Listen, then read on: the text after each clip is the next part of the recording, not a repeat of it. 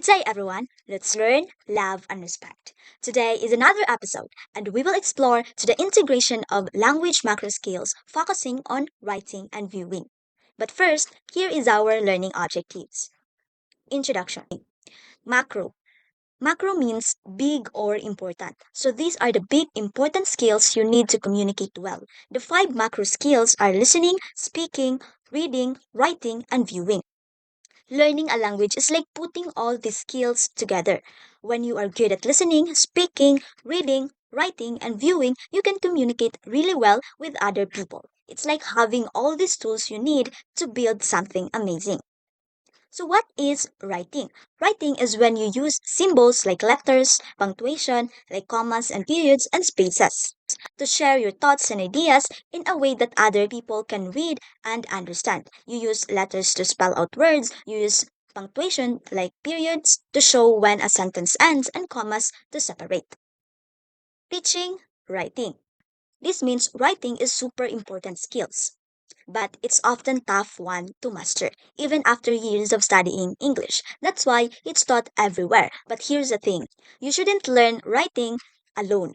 It's way more effective when you learn it alongside listening, speaking, and reading. Think of it as reinforcing everything you already know about language. Writing helps you practice your grammar, vocabulary, which makes you better at all aspects of communication.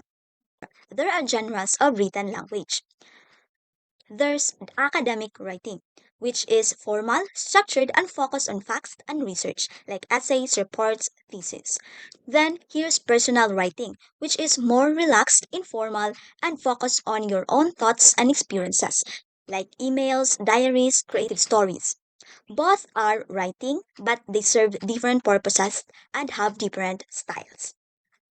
So, how to effectively teach English writing skills? Teaching writing is like being a coach of aspiring authors. Like, you need to decide what skills you want to focus on, like storytelling, persuasive writing, or research papers. Then, you need to choose engaging activities that make practice fun, like creating writing prompts or peer editing exercises. Finally, you need to pick interesting topics that inspire students to write. Basically, you're creating a supportive environment where students can develop their writing abilities and find their voice.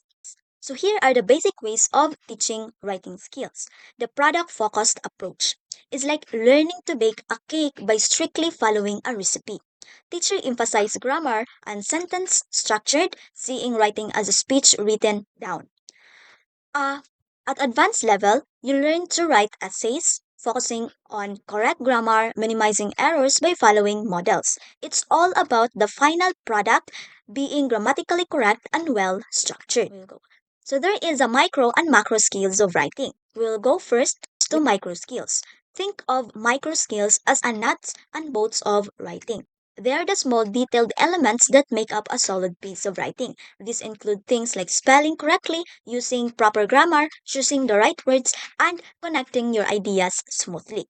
Mastering these micro skills is like building a strong foundation of your writing. Now here's the macro skills. Think of macro skills as the overall strategy in writing.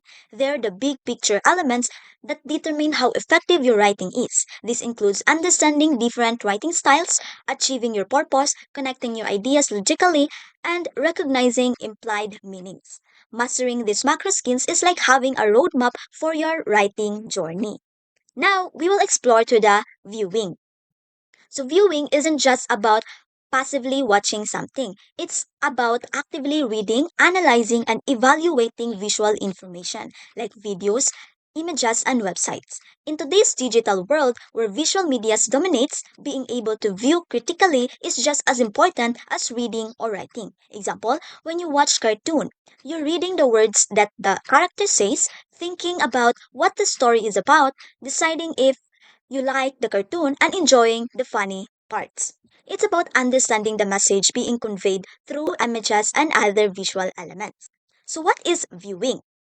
Viewing isn't just about glancing at something, it's an active process of paying attention to and understanding visual media.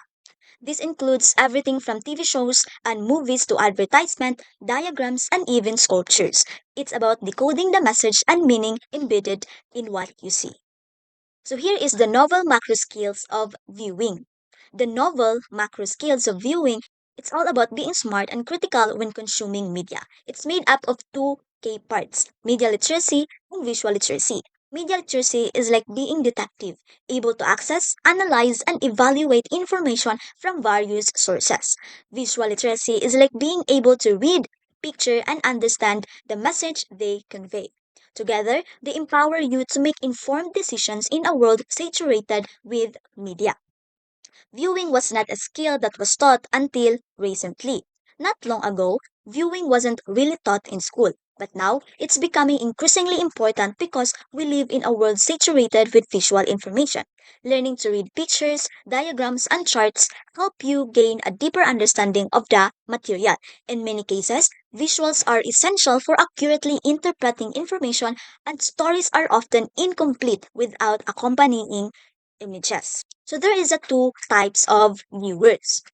The two types of viewers are passive and active. A passive viewers just absorb information without questioning it, like watching a cartoon for a pure entertainment.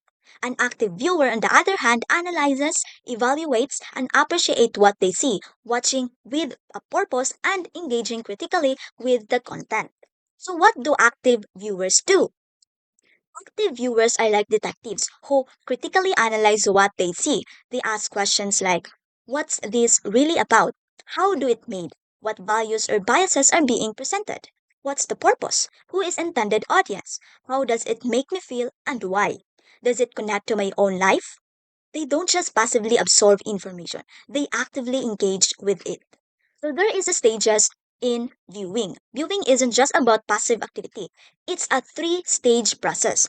Previewing involves preparing yourself by activating your prior knowledge, anticipating the message, and setting a purpose. During viewing, you focus on understanding the message by making connections, analyzing, and evaluating. After viewing, you respond personally, critically, and creatively through reflection, analysis, and creation. So here is the visual thinking strategies or VTS. Visual thinking strategy is a method that uses art to build visual literacy, critical thinking, and communication skills. You look at an image and discuss it using three open-ended questions. What's going on in this picture? What do you see that makes you say that? What more can we find? These help you pay attention to details, think for yourself, and share your ideas with others. So here is the process of visual thinking strategy. The process involves student carefully observing, sharing ideas supported by evidence, and considering others' perspectives. They discuss multiple interpretation and construct meaning together. Teacher facilitate this process by listening, paraphrasing, highlighting features, and guiding discussion, scaffolding observation, validating views, and connecting related ideas. That's it for today, and I hope you learned something new. Bye bye. See you next time.